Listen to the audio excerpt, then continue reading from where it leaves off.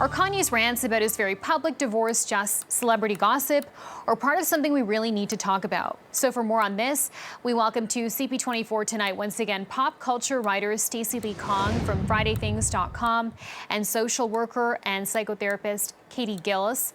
She provides training on recognizing patterns of domestic violence and family trauma and helping survivors move forward. Thanks to both of you.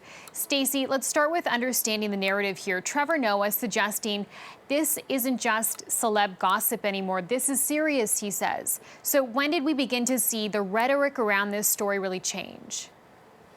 So I think we've actually seen this almost from the time that they broke up, but I really started paying attention at the end of 2021 and into January, where Kanye really started to call out his relationship with Kim. And even as he was sort of doing different things in his personal life, he was dating other people, he would keep returning to this narrative of he wants to get his family back together. So the first thing we saw was that he used his kids and access to his kids as a way to kind of control Kim Kardashian. So he wanted to be able to see them, and he was criticizing her for keeping them away from him. And we heard that he bought a house across the street so that he would be able to co-parent more effectively. And then since then, it's just continued escalating. So Katie, let's bring you in on this. I mean, how common is using your children as leverage in this kind of situation where there's a domestic disagreement? So it's so common. Anything that the target or that the victim loves, so employment is very common, using children is very common because it's a way to just exert that control back and also honestly payback too. It gives payback because you're creating the chaos in their life with the things that they love and the people that they love. So in your assessment, watching from afar with your expertise in mind, is Kim Kardashian in danger? So I'm always telling people, imagine Kim is any person. Kim right now, of course, she's one of the richest people in the world. And so, yes, I do think she's in danger. And I think that she represents so many people who maybe don't have the money to protect themselves. I mean, if anyone can protect themselves, it would be someone who has a lot of money. Of course, with money comes power and privilege, of course. But so many people don't have that. And so, yeah, she is in trouble. She is, because what's happening is it's not stopping and it's escalating and it's following a pattern. That's an important point, Stacy. What does it say that someone as rich, as famous, as successful as Kim Kardashian is going through this? I mean, I think to Katie's point, this is happening to so many women. And if we are going to take anything away from Kim Kardashian's experience, I think it has to be that money and power and privilege are not actually going to protect you if an abusive ex just wants to continue harassing you and maybe even escalating to physical violence. So, Katie, what can we learn from this moment about leaving maybe a toxic relationship, about how to best protect yourself? So I'm really happy that we're normalizing this conversation of post-separation abuse, because before now, society, we really only view domestic abuse really in a physical lens.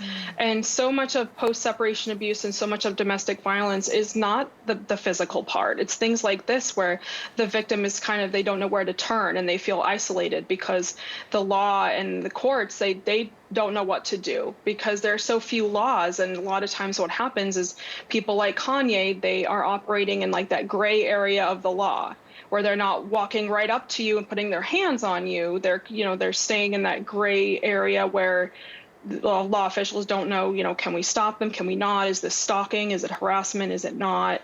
And so I always tell people, normalizing the conversation, stop ignoring it, stop seeing it as just normal breakup stuff, and just educating.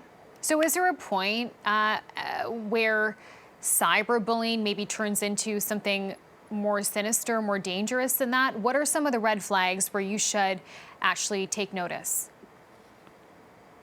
So whenever someone is telling you what they're going to do, and he has, I mean, the video that he's posted, about her new partner and things like that. When people come out and they say, oh, I'm going to hurt this person, or even alluding to it, believe them. Please believe them, because why not? Why take that chance?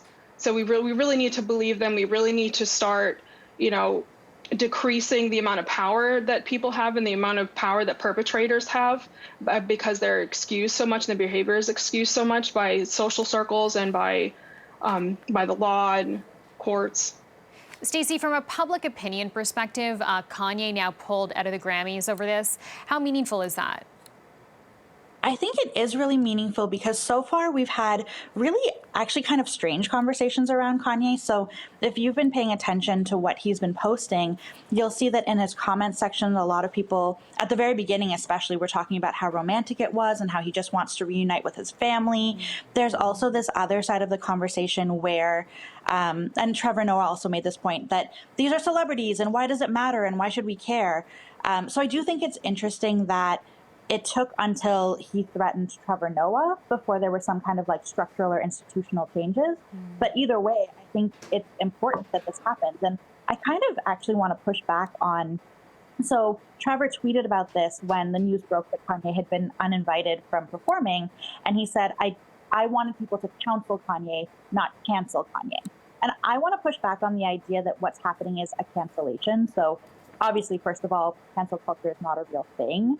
What we're seeing is the consequences of Kanye is facing the consequences of his actions.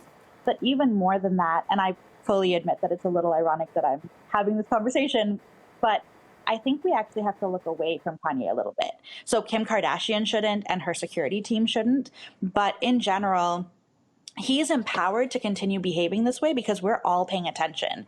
And if we look away, I think that's the kindest thing that we can do for him, but also a way to sort of remove some of his power so that Kim Kardashian and her children remain safe. A very fascinating point, Stacy. We will have to leave it there for tonight. Stacy Lee Kong and Katie Gillis, thanks so much for your time and your perspective tonight.